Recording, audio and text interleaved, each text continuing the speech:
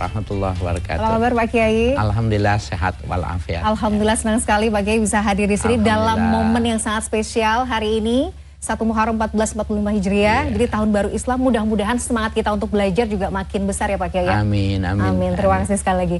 Bagi Anda pemirsa yang juga memiliki pertanyaan, Anda bisa mengirimkan pertanyaan Anda berupa teks maupun video melalui nomor WhatsApp yang tertera di layar kaca. Anda juga berkesempatan untuk bertanya langsung kepada Pak Kiai melalui sambungan Zoom yang nanti akan ditentukan oleh tim Gapai Kemuliaan. Langsung kita bahas tentang tema kita hari ini Pak Kiai. Ya. Kalau bicara soal Muharram, sebenarnya sebelum nanti kita bahas lebih jauh terkait keutamaan, makna dari Muharram itu sendiri apa Pak Kiai? Sehingga bulan ini dalam kalender Hijriah juga menjadi bulan yang sangat istimewa.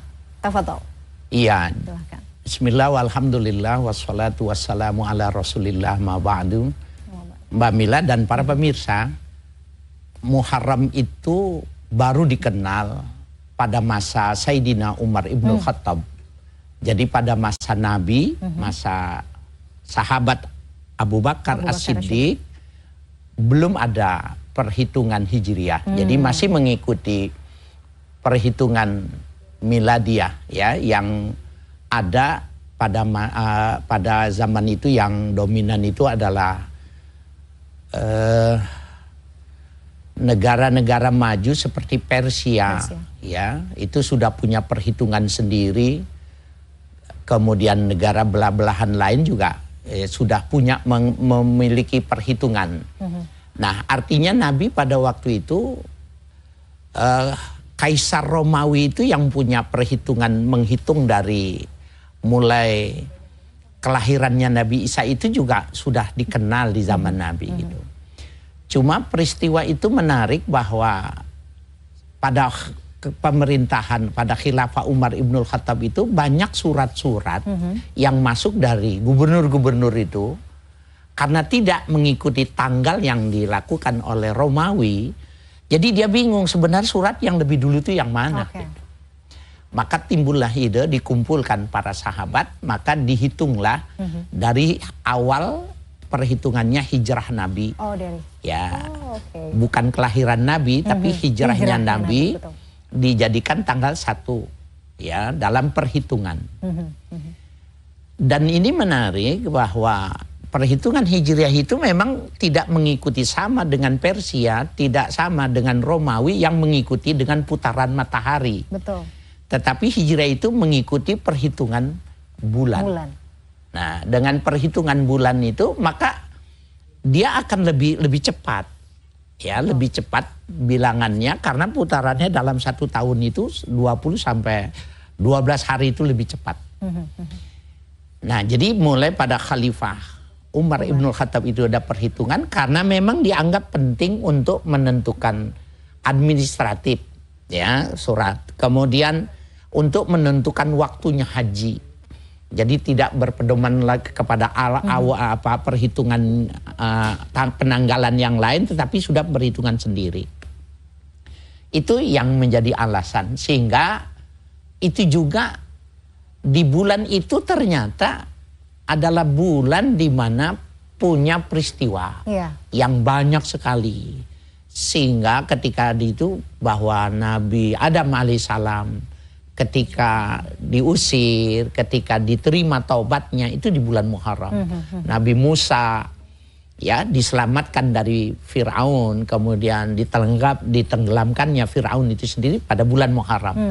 Sehingga bulan itu diberi nama dengan Muharram, ya, bulan yang dimuliakan itu, sehingga nggak boleh ada sebuah perjanjian konvensi bangsa kira-kira pada zaman itu nggak boleh merusak bulan-bulan Muharram ini. Gitu. Jadi Masya Allah. Jadi ini juga menjadi apa ya, semacam kebutuhan kaum muslimin pada saat itu ya Pak Kiai, untuk memiliki perhitungan sendiri. Dan pada saat itu kemudian khilafah Umar yang merumuskan ini. Iya, betul. Pada zaman itu. Pada zaman ini. Nah, kalau kita bicara soal keutamaan kan pasti banyak. Karena tadi juga disebutkan bulan Muharram ini adalah salah satu bulan yang suci. Banyak peristiwa-peristiwa luar biasa yang terjadi di dalamnya. Kalau kita boleh, nanti kita akan lanjutkan di segmen berikutnya Pak Kiai. Tapi boleh satu saja mungkin keutamaan yang ya rasa-rasanya menjadi apa ya, identitas dari bulan Muharram itu seperti apa? Boleh disampaikan satu keutamaan Pak Kiai. Tanggal 10 Muharram itu adalah disebutnya dengan Asyura. Asyura itu artinya 10. 10, oke. Asyura. Ya, kemudian di Jawa itu jadi suro gitu, dengan potongan suro. Untuk memberi nama hitungan bulan disebutnya bulan suro. Kata dasarnya itu Asyura, 10. Okay. Nah, tanggal 10 Asyura itu kalau dalam bahasa yang mudah dipahami di zaman dulu itu, Nabi bagaimana menanamkan kepada orang-orang itu untuk memberikan atensi yang khusus kepada anak-anak yatim. Sehingga tanggal 10 dikenalnya menjadi lebarannya anak yatim, namanya itu dalam istilah. Nah, bukan cuma sekedar berpuasa, tetapi pada hari itu ketika dia mau berbuka, dia mendatangi orang-orang yang mereka tertinggal secara ekonomi, khususnya anak-anak yatim. Sunnah itu memegang kepalanya. Oke, sunnahnya. Nah, bedanya kalau kita memegang anak kita, maka dari depan ke belakang. Ya, dari jadi diurus dari depan ke belakang. Tapi kalau anak yatim itu dari belakang ke depan. Ya, jadi kita ketemu dipegang belakang. Ada orang bertanya, kenapa mesti dibedakan? Betul. Karena kalau kita dengan anak kita ke belakang itu, ya sudah selesai, itu ekspresi kecintaan. Kalau anak yatim nggak boleh cuma gitu langsung tangannya masuk ke kantong. Harus ada yang dikasih. Jadi gitu, jangan cuma dipegang doang kepalanya gitu. Oke. Tapi kemudian mengkhususkan kita kemudian bersedekah atau menyayangi anak yatim di hari tertentu misalnya.